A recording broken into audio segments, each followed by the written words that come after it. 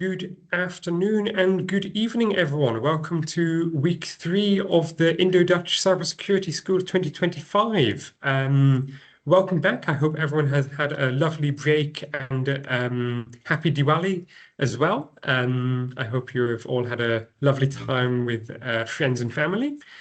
We're back with an amazing lecture, one that I've actually personally been really looking forward to. The quantum threat of cryptography.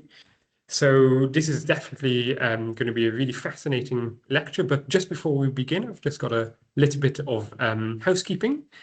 So this morning you should have received an email with some more information about the cyber resilience game. We have the second session this Wednesday, so tomorrow actually. So just make sure that you read the email and that you do everything that it asks. There's still a couple of things you have to do between session 1 and session 2. So maybe after this lecture, you can have a look at that if you haven't already. The other thing is that we are in the process of sending out the challenge groups. So if you did complete the survey, you should get an email either today or tomorrow. So without further ado, let me introduce Thomas Satema, who is a senior researcher in applied cryptography and quantum applications department of TNO. And also in the cryptology group of CWI. In 2023, Thomas obtained his PhD at Leiden University, and he focuses on the development of new cryptographic techniques capable of withstanding quantum attacks and allowing data to be analyzed in a privacy-preserving manner. So we really have the expert, I guess, on the connection between quantum and cryptography here. So with that very short CV bio, over to you, Thomas, and really looking forward to it. Thanks. Well, thank you very much for the introduction. And while you were introducing me, I already spotted the first typo on my slides. So because I will today be talking about the threat of quantum computing to cryptography. So it's not the threat of cryptography, but the threat to cryptography. So short agenda for today. I will start with a short introduction into cryptography. So what does cryptography entail? It's a bit more than just encrypting messages. I will talk about that. Then I will dive a little bit into the process of designing cryptographic primitives. What do you need to do to come up with a new cryptographic primitive? And how do you know that it is actually secure? Then I will introduce quantum computing and explain how quantum computing changes this picture, what the influence or the effect to cryptography is. And then I will talk about post-quantum cryptography, which is basically the kind of cryptography that is secure, even if an adversary has a quantum computer. So this is like the next generation of cryptography that is secure against very powerful adversaries. And of course, we need to start deploying this new kind of cryptography. So I will also talk a little bit about that. So deploying post-quantum cryptography or migrating current cryptographic systems to this stronger, newer variant of cryptography. So feel free to ask questions in the chat. Maybe I will pick some up along the way, and otherwise I hope to have some time at the end of this this presentation to discuss the questions. So basically, cryptography, the main thing that we think about is Alice and Bob. So two persons, they want to communicate with each other, say over the phone or via email or something like that, in such a way that an eavesdropper, so an adversary, cannot intercept and read into these messages.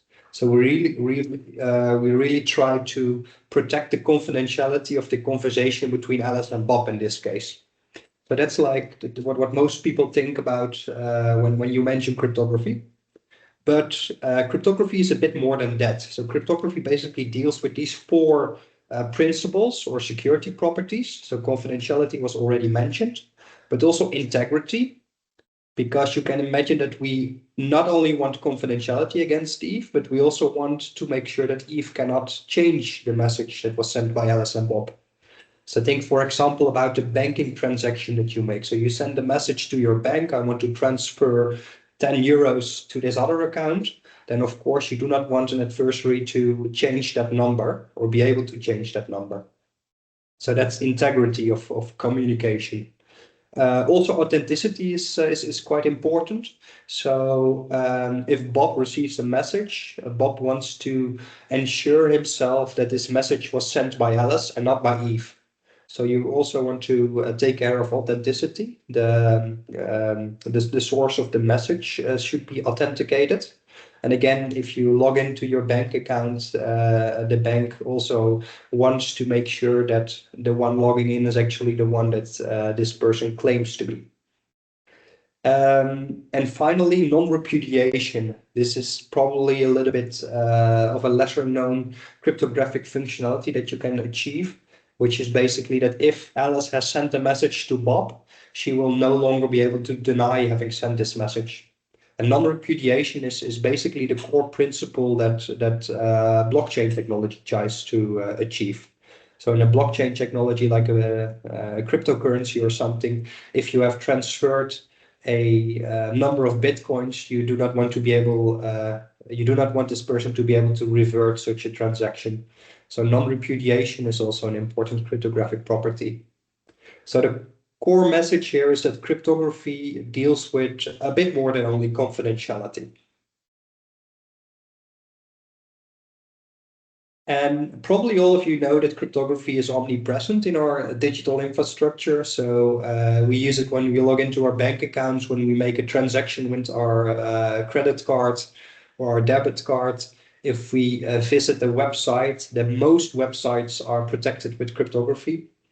If we send a message via WhatsApp, then this makes use of cryptography. But also if we want to protect, say, our medical records or other personal private information, then we use cryptography. So cryptography is really the backbone of our digital infrastructure.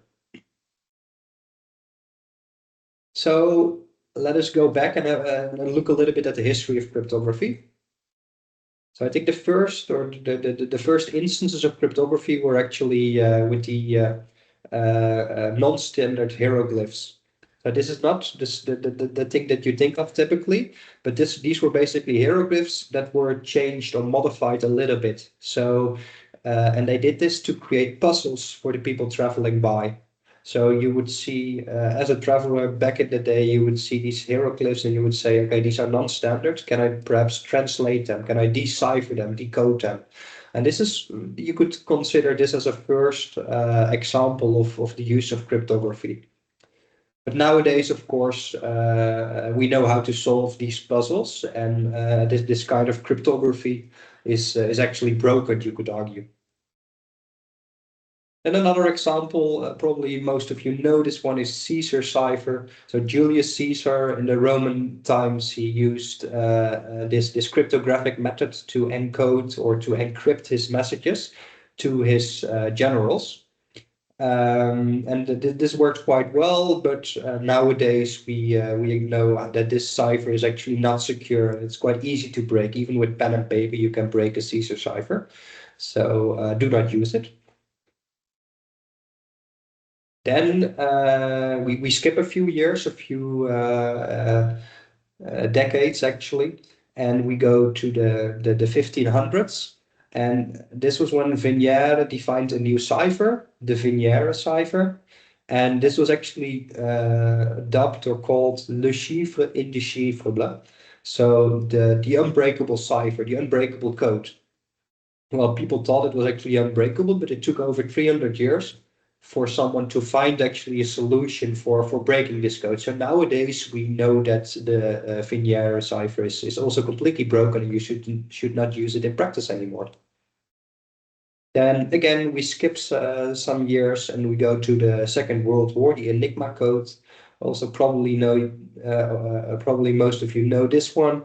This was a encryption machine used by the Germans in the Second World War. and they thought it was really secure. But actually, the Allied forces, with the help of Alan Turing and also some Polish mathematicians, they actually broke this cipher. And because of that, they were able to read into the messages sent between German military forces. So again, nowadays we know that this code is broken. So what you can already see from this timeline is that there's this cat and mouse game between, on the one hand, cryptographers, people trying to make codes, and on the other hand, cryptanalysts, people trying to break these codes. So this is like a cat and mouse game that has been going on for centuries already. Then we go to the modern times. So RSA is one of the cryptographic mechanisms that we use in our digital infrastructure still quite a lot. And it's currently, we don't know how to use it with current technology, or how to break it with current technology yet. But what we do know since 1994 already is that Shor's quantum algorithm would be able to break this this encryption method. So with Shor's algorithm, you can actually break the RSA encryption. And I wrote here, this is theoretically broken. And the reason is namely that to run Shor's algorithm, you need a quantum computer. And we don't have sufficiently powerful quantum computers yet to actually run Shor's algorithm and to break RSA. But once we do, then we know that RSA has been broken. So the question really is, when will we have such a sufficiently large, sufficiently powerful quantum computer? And if this is the case, then we should no longer use RSA, or in fact, some other cryptographic methods will also be broken by Shor's algorithm. And there's a lot of uncertainty. We know a bit about quantum computing. I will dive into that a bit more, but we do not know when this technology will be matured enough for it to run Shor's algorithm.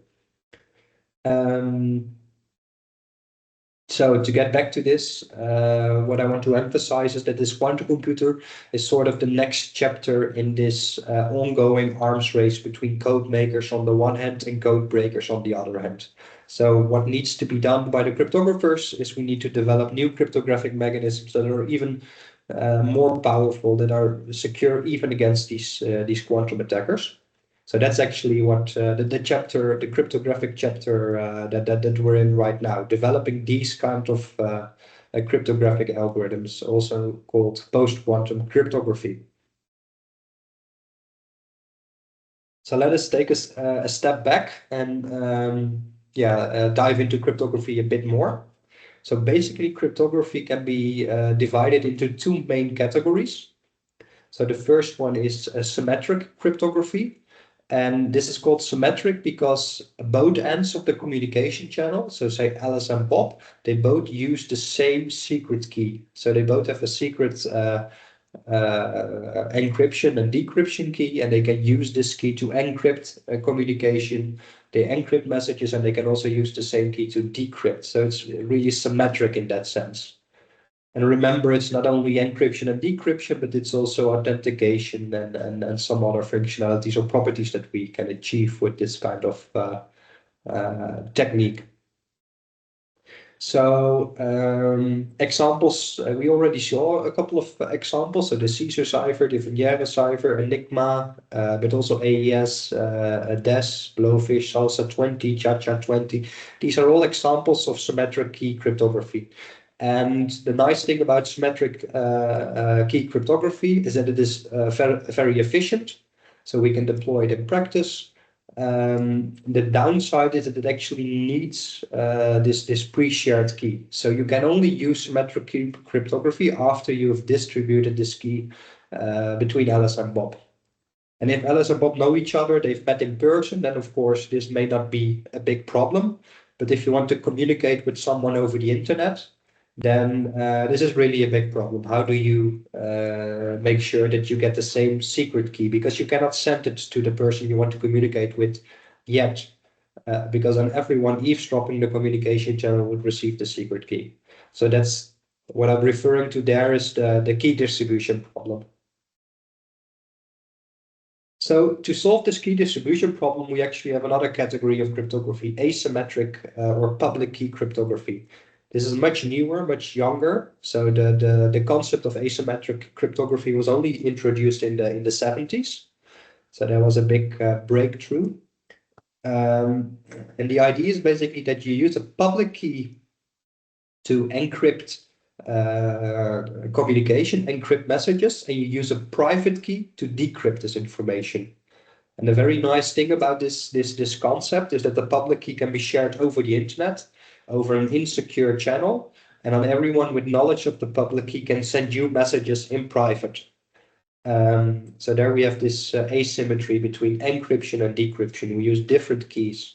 So basically, this asymmetric cryptography solves the key distribution problem that symmetric cryptography faces.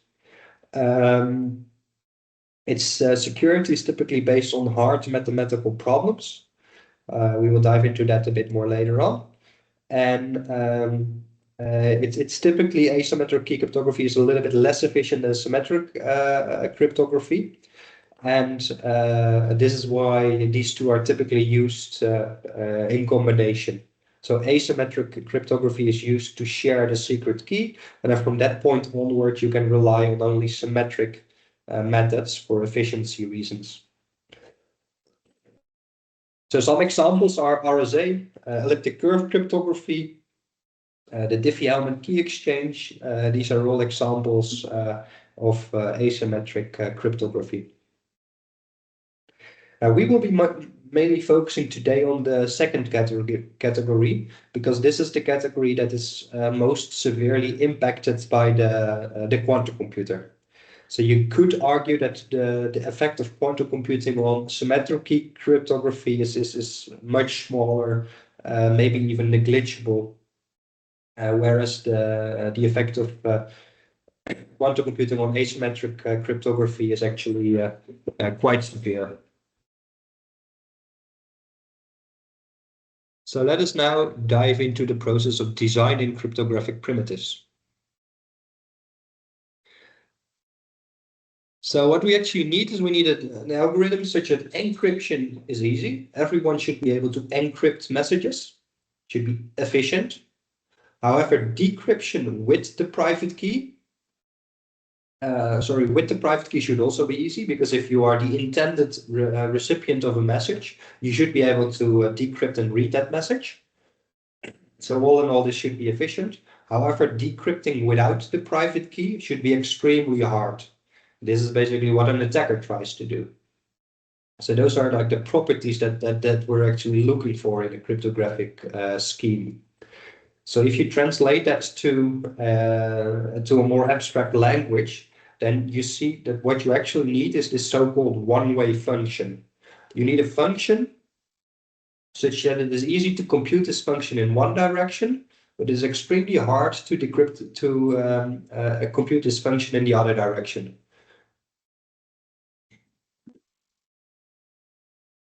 So you can, for instance, see that the easy way, so going from A to B, that should then be encrypting a message. Going from B to A should then be decrypting a message without the private key.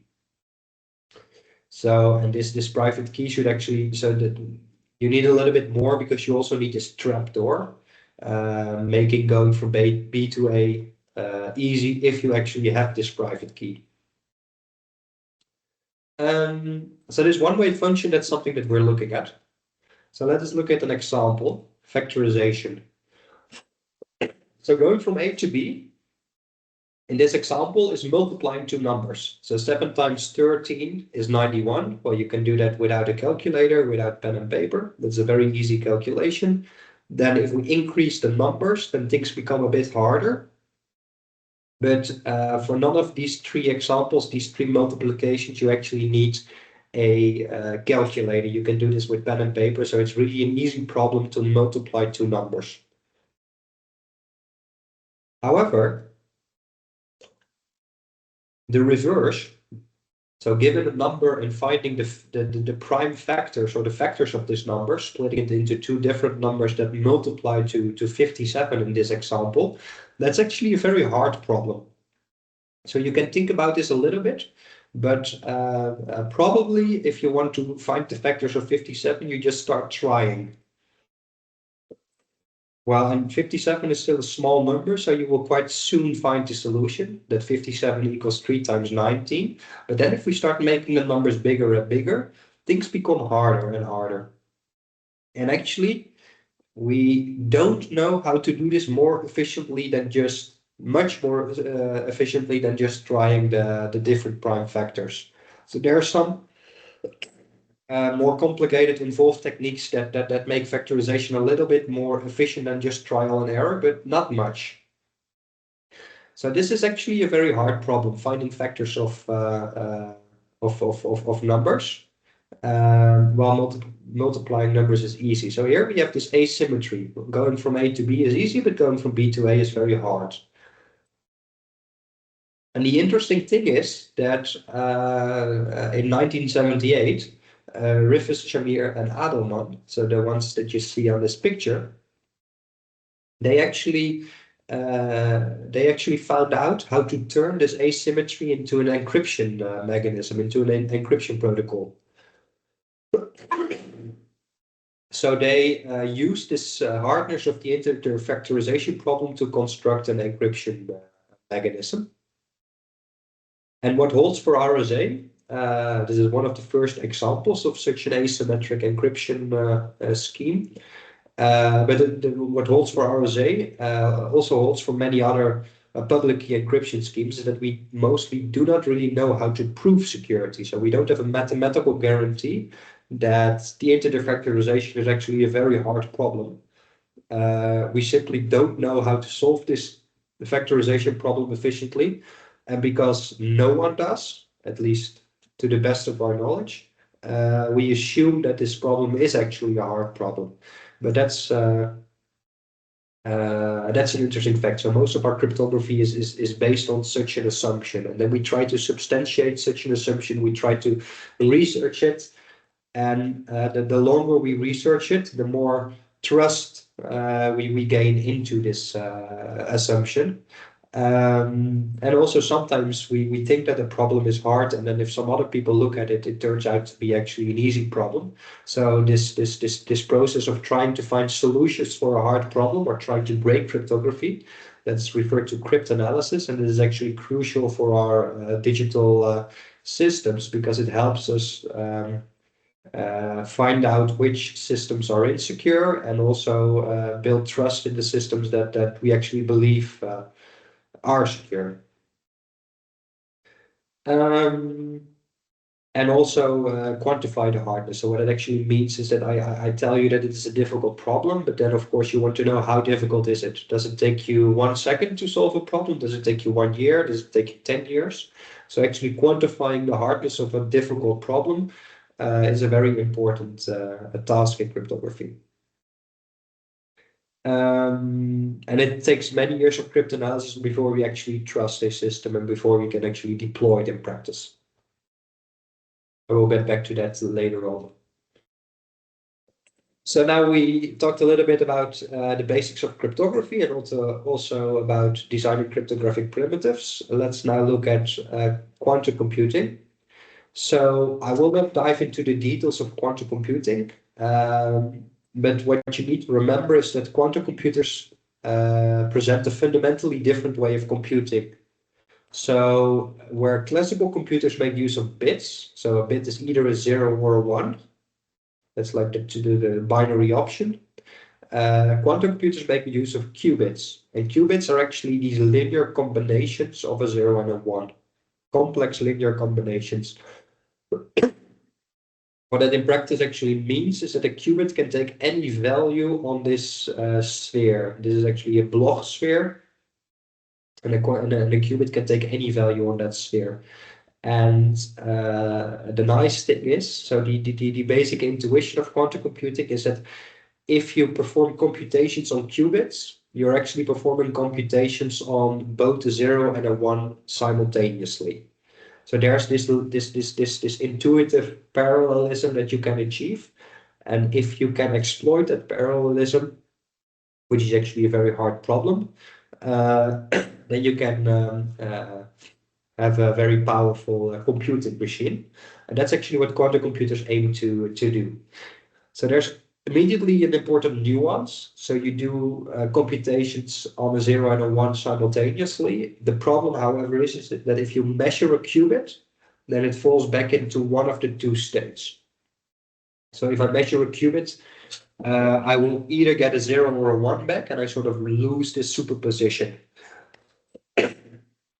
And this measurement problem actually makes it difficult. So you can do this parallelism, but in the end of the computation, you can only measure one outcome. It's really important to realize that it's not the case that quantum computers can simply speed up every computational problem, every computation that we know. There's very specific problems where we know that quantum computers can provide a benefit, but definitely not for all computations. And additionally, it's quite challenging to build such a quantum computer. So these are very small physical objects.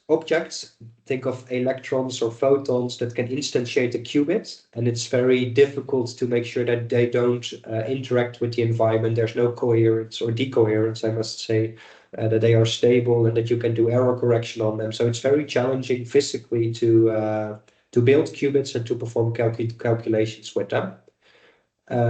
This picture actually displays a quantum computer. So this is what they look like nowadays. So quantum computers can be extremely powerful, but not for all problems. So it's not the same as a very powerful supercomputer. So that's important to realize. Unfortunately, we know that quantum computers are really good at breaking specific cryptographic schemes.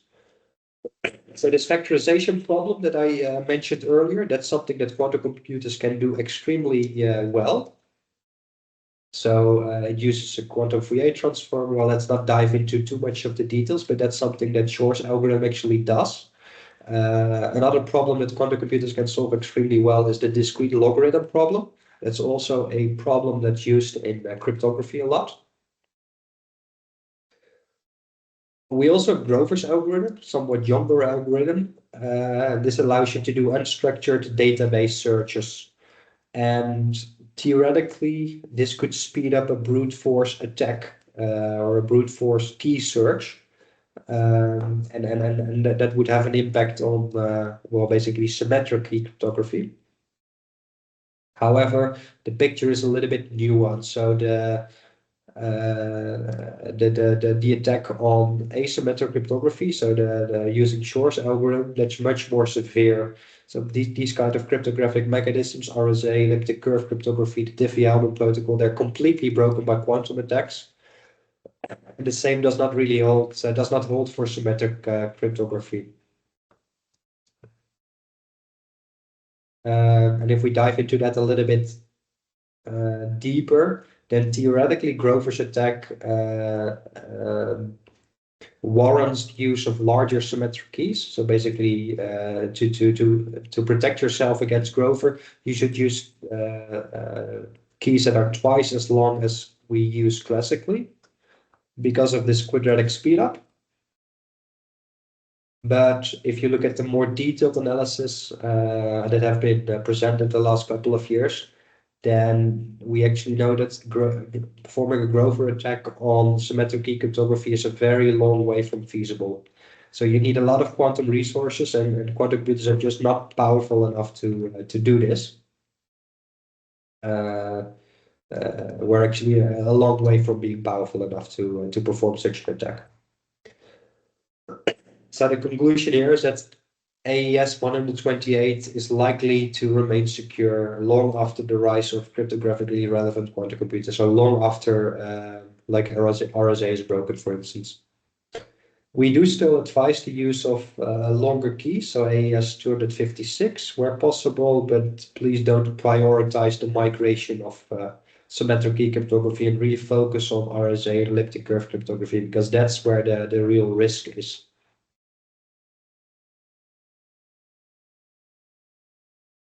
And it's also, of course, to think a little bit about how far along are we in quantum computing. Because we know that Google, IBM, Microsoft, they've been investing billions into quantum computing. And every few months, there's a big headline in the news stating a breakthrough in quantum computers. So it's a bit hard to form a good substantiated opinion on this because there's also a bit of a hype going on. But what you do see is that there's huge investments into quantum computing, and indeed they are making progress. So quantum computers are becoming more and more powerful. However, at the same time, there's still quite a few technical or even fundamental challenges that remain. So scaling quantum computers, making quantum computers bigger is really a very difficult, challenging task. So there are some nuances to the claims, the breakthrough claims that are being made. And if you now look at the facts and figures, what this figure displays is sort of the development of quantum computers. So here we see every line represents a different quantum computer from a different company, different organization. And the dots display the number of qubits that they have realized in their quantum chips, quantum processing units. And the dashed lines are basically their prognosis. So what they promise that they will be doing in the coming years. So you see that strangely sometimes the lines go down, which basically means that a newer edition of their quantum computers contains less qubits. That seems counterintuitive, but the reason is that the number of qubits is only one of the dimensions showing how powerful or how mature a quantum computer is. You also need to look at, for instance, the error rate or the stability of the qubits, these sort of things. So what you see is that sometimes organizations or companies, they publish an update and then they have fewer qubits, but a better error rate, for instance. So a nuance here is also that this is only one of the dimensions that you should look at. But if you look at this figure, that you do see like an overall trend that quantum computers are becoming more and more powerful. So the green line, dashed line at the top, that's basically the number of qubits that you would need to break RSA 2048. So that's with the current estimates. So you see that there's still a gap, but we're moving towards breaking cryptography with quantum computers. So that's also why we are monitoring these developments. And what is also interesting to know that the bottom part, so all these quantum computers, they sort of display the developments in the hardware. So more and more powerful quantum computers are becoming available. What we see in the meantime is that also people are coming up with better software, better algorithms, better tricks. So a year ago, the estimated number of qubits that you needed to break RSA 2048 was about 10 million. But with algorithmic developments, they managed to lower this to only about 1 million. So there's improvements both on the hardware and on the software, both on the hardware and the algorithms. So looking at all of that, it is, you may figure, well, it will probably take years before quantum computers will break cryptography. That's true. Of course, we do not know exactly what the state of the art is. Maybe the NSA or maybe China, Russia, they have much more powerful quantum computers than we are aware of. So that's one of the things that we should take into account, that we may not know everything. But another thing to take into account is that migrating to new cryptography is very complicated and takes a lot of time. So we saw that with previous cryptographic protocols, so DES and MD5 are older cryptographic protocols that nowadays we know are no longer secure. And we still encounter them in digital infrastructure. So it's just very, very hard to migrate or to change cryptographic primitives because they are used everywhere. Another thing to take into account is that that encrypted data can be eavesdropped right now. So an attacker that's really curious in what you are communicating, so perhaps if you are communicating state secrets, could store the encrypted data and just wait until it has access to a quantum computer to decrypt this information. So if you have now information that needs to be secure 10, 20, 30 years from now, then you should also take into account the threats that will materialize 10, 20, 30 years from now. So then you should also take quantum computers into account, which actually means that in some situations you may already be too late with migrating.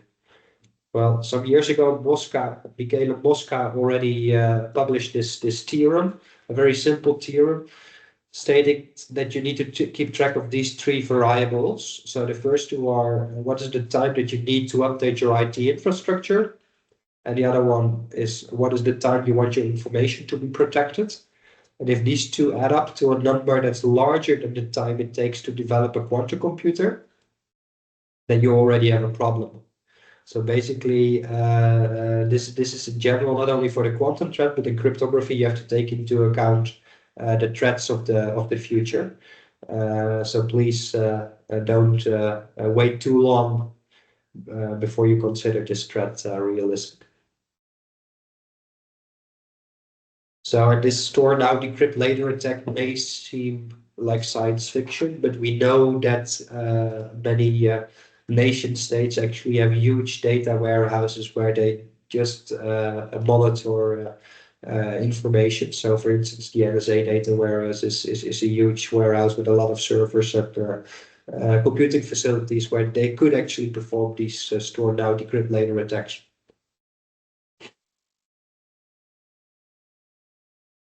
So taking all of that into account, this is a threat that was also identified by nation states. So say the US in 2022, they already set out a memorandum basically stating that government agencies, the federal government need to start migrating to quantum resistant cryptography. So cryptography that's actually secure against this threat. More concretely, this is the CNSA timeline. This is a timeline for the use of post-quantum cryptography for national security systems in the US. And here you can already see that in 2030, certain systems, certain cryptographic functionalities need to be secure against quantum computers already, and others in 2033. So this is really, we don't have much time to perform this migration anymore. So fortunately, what you can see is actually that this migration has already been started, and the first legislation is already in place in certain parts of the world. So Europe is not staying behind. This year, the European Union they published this coordinated implementation roadmap. So basically, they try to make sure that all the member states in the European Union will migrate to post-quantum cryptography in time before this quantum threat materializes. And these are basically the steps that they have identified. So in 2035, the PQC transition must have been completed for certain high-risk use cases. The migration must have been completed before already. And next year, by the end of next year, by the end of 2026, the first steps in this migration must have been implemented by all the member states already. So also in Europe, we see a huge coordinated action to work on this migration and to start deploying this new field of cryptography. So post-quantum cryptography. So what does it actually do, post-quantum cryptography? In the beginning of this talk, I talked a little bit about designing cryptography, and that it typically makes use of these one-way functions or problems that are very hard to solve. And I gave an example of the factorization problem. So multiplying is easy, but factorization is hard. And fortunately, there's quite a few other mathematical problems that are assumed to be very hard, even for quantum computers. So these mathematical problems, they offer us platforms to build new cryptographic schemes. So this is a very brief summary of how all of this is going. But one of the examples that is used a lot nowadays is lattices. So this is an example of a two-dimensional lattice. So all these dots form the lattice. The vectors b1 and b2 form the basis of this lattice, and t is just a point in the space. And it turns out that finding the closest lattice point to t is actually a very hard problem. It may sound trivial and may even look trivial to you because you can just point to the solution. So of course, the solution to this specific problem is actually this dot. But what we do in practice is we do not consider two-dimensional lattices, but we consider lattices of, say, dimension 1000. And the interesting thing is that if the dimension grows, so it grows from 2 to 3 to 5 to 1000, then this problem of finding closest lattice points is actually a very hard problem. We do not know how to solve this efficiently, not even if we have access to a quantum computer. And what makes this problem so interesting is that we actually can use it to build cryptographic schemes. So some of the new post-quantum cryptography is based on this kind of mathematical structure. And then there's other mathematical structures or platforms that we can use to build cryptography. Hash-based cryptography, code-based cryptography, multivariate cryptography, isogeny-based cryptography. So these are all different mathematical platforms that admit such a hard problem that we can use to build cryptography. But that's all that I wanted to say about that for now. So you design a new scheme. So, and if you come up with a new idea, can you deploy it in practice immediately? No, of course not, because first it needs to be vetted and we need to analyze it. So what we do in cryptography, we organize these global competitions. So actually NIST, the US National Institute for Standards and Technology, in 2016, they started this quantum standardization competition. And the idea is actually that all cryptographers in the world could submit their IDs for new proposals, new protocols. And then all other cryptographers in the world, they could just try and analyze these submissions. And in this process, in this competition, we would filter out the weak ones, the schemes that are not actually secure. And then in the end, we have a few winners. So we actually have these three standards, FIPS 203 up to 205, that have been standardized now. So they have been studied by this global community for this entire period. So this 8-year standardization period, and even before that, because it's based on known mathematics, known mathematical results. And now that we have built this level of trust, we can start deploying it. And this standardization is actually still ongoing. So standardization is a very complicated process, as you can imagine already. It took a lot of time. And still, after quite a few years of standardization, we would find vulnerabilities. And we is basically the cryptographic community. So in July 2022, quite surprisingly, Psych, which was one of the finalists, was completely broken. So it was a very promising candidate. And then all of a sudden, two very smart mathematicians came up with a solution for breaking this cryptographic protocol. So that's actually a surprising event. And it also shows you how important this procedure is. Because if we would have stopped in 2020 or 2021 and standardized Psych and rolled it out in practice, we would have a big problem. So building trusted cryptographic mechanism systems is very important. So that's really on the mathematical level that there was a vulnerability. And then the next level is if you implement these cryptographic schemes, then you may also introduce vulnerabilities. So Kyberslash is an example of an implementation vulnerability. So Kyber is one of the NIST, the winners of this NIST competition. And it was actually, it's still secure. But on one of the most prominent implementations, there was basically a mistake, a fault in the implementation, rendering the protocol or the implementation vulnerable. So even if you have a standard that's mathematically, well, so to say, the protocol is secure, then you still have to be very careful in implementing it the right way. So developing cryptography is a difficult process that can take many years. Okay, let's see. We have 15 minutes left, so I will be a bit quicker about the final section so that we have some time for questions. So the final section of this presentation is about migrating to post-quantum cryptography. I already mentioned that this is a difficult challenge. It's also what makes it challenging is that we have several candidates. So post-quantum cryptography is not just one scheme. We have different variants. So I already mentioned a variety of mathematical platforms.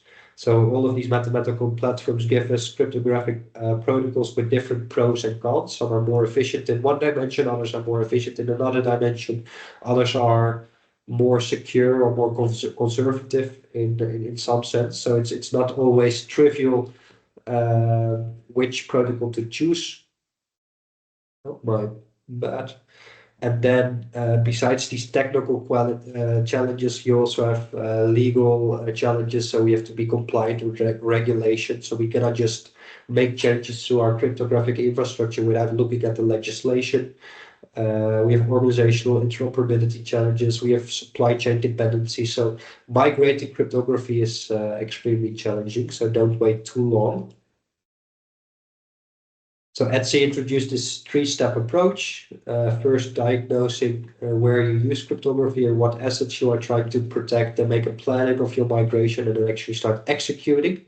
So it all sounds straightforward, but it's quite helpful to have this high-level overview and then start working out the three different steps.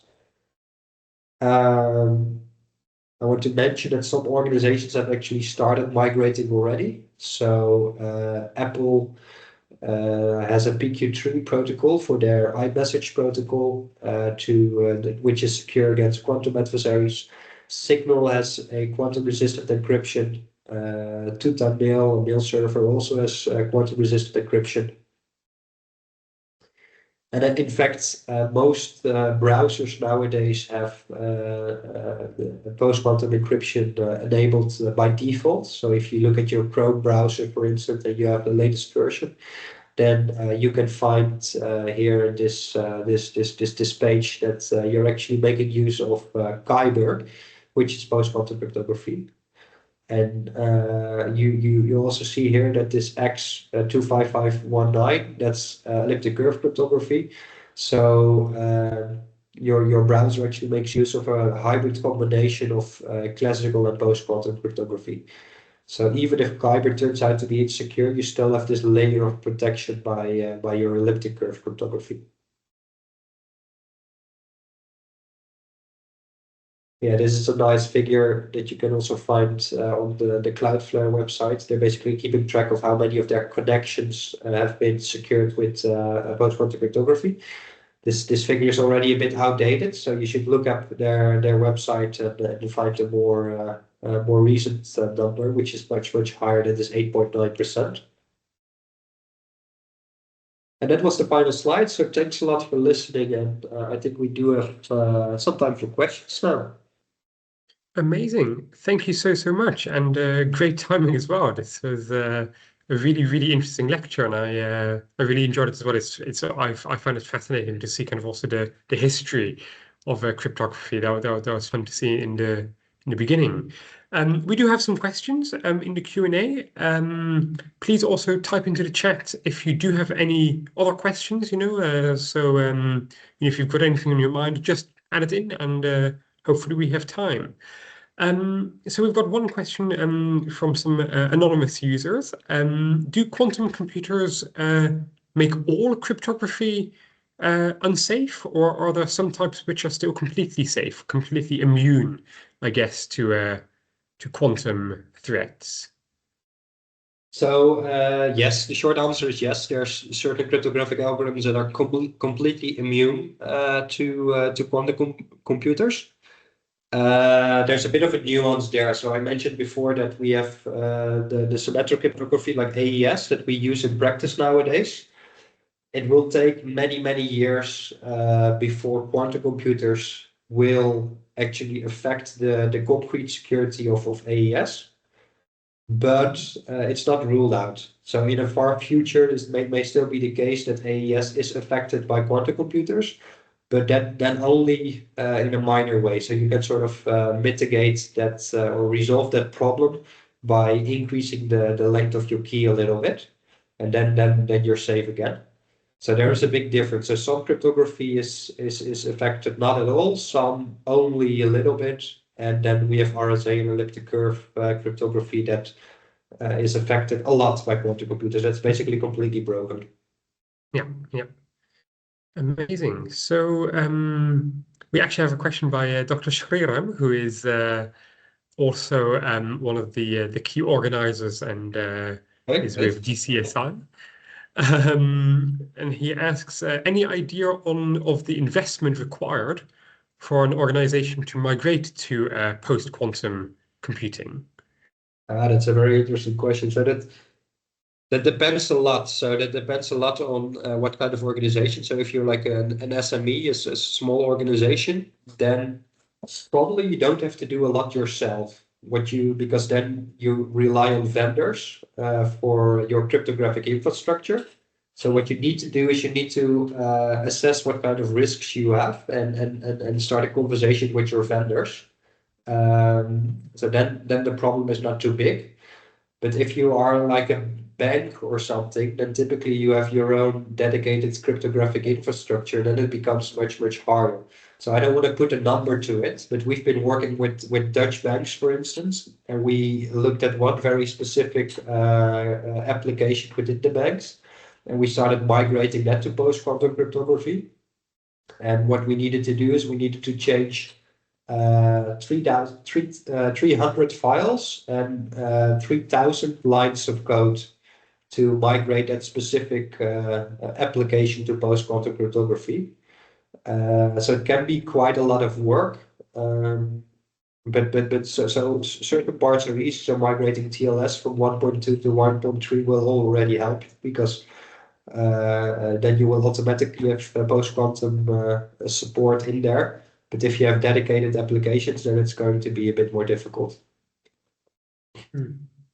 So I circled around the question a little bit, but I don't want to put a number to it, because it's very dependent on the organization and also hard to make such an estimate.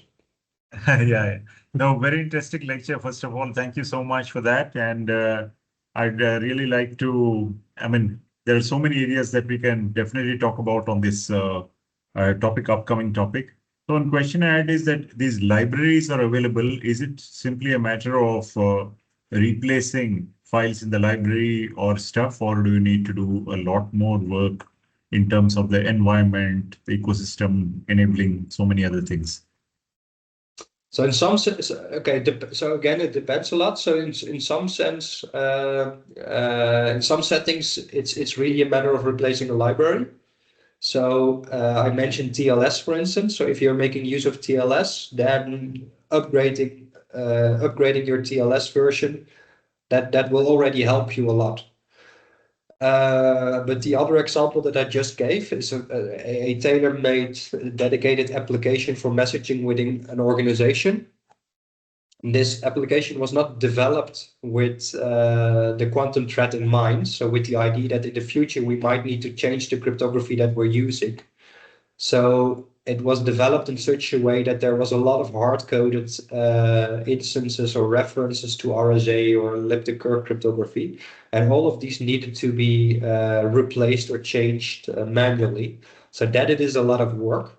So this really relates to the concept of cryptographic agility. That's something that we are advocating. So it's a bit of a hype term, but the idea is actually that if you have an infrastructure, you can call it agile or cryptographically agile if you can easily change a cryptographic algorithm, replace it with another one.